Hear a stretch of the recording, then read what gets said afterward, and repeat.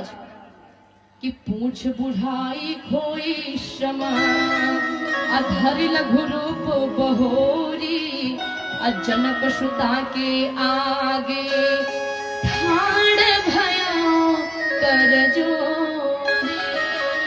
हनुमान पूरी लंका दहन करके मैया जानकी से चूड़ामणि प्राप्त करके और भगवान के पास आते हैं, भगवान के चरणों में आकर के गिरे हैं। पुनः एक बार अंगद को भेज करके प्रभु द्वारा रावण को फिर से समझाया जाता है, लेकिन मूढ़ रावण किसी की भी बात मानने को तैयार नहीं है। इतना तक कि उसने अपने भाई विभीषण को भी लात मार करके निकाल दिया।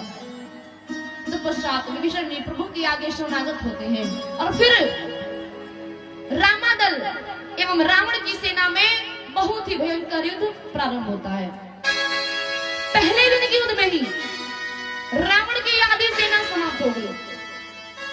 दूसरे दिन के युद्ध में लक्ष्मण जी को शक्ति बाण लग गई। देखिए, जब भी हमारे जीवन में दुख आता है तो किसे पुकारते हैं बताइए? जब हमारे जीवन में दुख आता है किसे पुकारते हैं? भगवान को। लेकिन जब भगवान के जीवन में दुख आता है तो वो किसे पुकारते हैं? हनुमान को। जब भगवान के जीवन में सबसे बड़ा संकट आया, लक्ष्मण जी को शक्ति बाण लग गई, भगवान ने सोचा मेरे सबसे बड़े संकट को कौन दूर करेगा। तभी उन्होंने हनुमान जी को बुलाया और जाकर कहा जाइए संजीवनी लेकर के आइए। हनुमान जी चले तो सूरज निकला हुआ था। आकाश में तो सूरज होता ही है, दिन कभी डूबता नहीं है। हमारी माँ हमें प्रतिदिन गोद में लेकर के पिता सूरज की ओर पीठ कर लेते हैं। अब माँ को दोष दे नहीं सकते तो फिर पिता को दोष देते हैं। हनुमान जी महाराज सूरज से कहते हैं, हे सूरज इतना याद रहे संकट सूर्य वंश पर है। हनुमान जी कहते मैं आप ही के खानदान का काम करने जा रहा हूँ। हे सूरज इतना याद रहे संकट सूर्य वंश पर है, लंका के निराहु द्वारा आघात दिनेश वंश पर है। विनम्रता देखिए, अन्यथा क्षमा करना दिनकर। अंजनी तने से पाला है और बचपन से जान रहे हो तुम हनुमत कितना मतवाला है। धमकी भी देते तो कैसे? मुख में तुमको धर रखने का, फिर वो क्रूर साधन होगा और बंदी मोचन तब होगा जब लक्ष्मण का दुख मोचन होगा। एक बार प्रेम से बोले हनुमान जी महाराज की। हनुमान जी के द्वारा लक्ष्मण जी की मूर्छा दूर की गई। तीसरे दिन के युद्ध में कुंभकर्ण को गति प्रदान की गई है और चौथे दिन के युद्ध में लक्ष्मण भैया के द्वारा मेघनाथ को प्रलोक का रास्ता दिखाया गया है। इधर दशकंदर कुश्ती से आग बबूला हो जाता है। मंदोदरी का तो बहुत ही बुरा हाल था, वो बेचारी छाती पीट पीट करके दहाड़े मार करके रो रही थी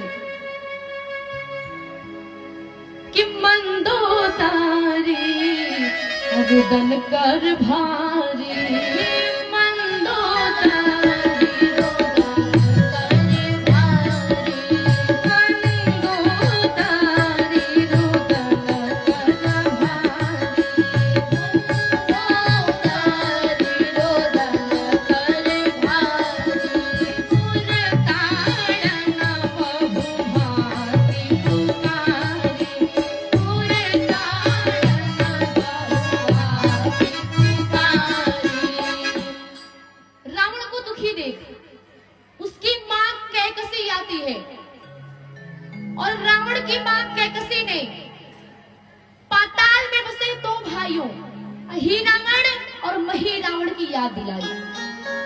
रावण को याद आया कि वे दोनों उसके बचपन के मित्र हैं।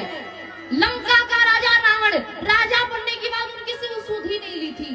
रावण ने भले प्रकार से जानता है कि अहिरावण और महिरावण तंत्र मंत्र के महान ज्ञाता, जादू टोनों के धनी और मां कामाक्षी के परम भक्त हैं।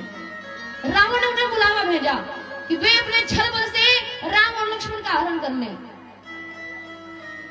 इधर अहिरावण ने अपनी माया के जाल से चंद्रमा को ढक लेता है। उस दिन आश्विन शुक्ल पक्ष का षष्ठी तिथि थी। विभीषण जी उन्हें लगा प्रभु श्री राम और लक्ष्मण जी की सुरक्षा व्यवस्था जो है और कड़ी करनी पड़ेगी, साथ ही अपने भी निगरानी में लगे हुए थे। विभीषण जी को लगा कि प्रभु श्री राम और लक्ष्मण जी की सुरक्षा जिम्मा परमवीर हनुमान जी को सौंप दिया जाए तो ज्यादा अच्छा रहेगा। प्रभु श्री राम और लक्ष्मण जी की कुटिया लंका में सुमेरु पर्वत पर बनी हुई थी। हनुमान जी महाराज बहुत ही कड़ी सुरक्षा कर रहे थे। अही रावण और मही रावण कुटिया में प्रवेश करने के लिए गए, राम जी लक्ष्मण जी का हरण करने के लिए, लेकिन वे हनुमान जी के आगे नहीं टिक सके। वैसे में मही रावण एक चाल चली। मही रावण विभीषण जी का रूप धारण करके कुटिया में प्रवेश कर गया और दोनों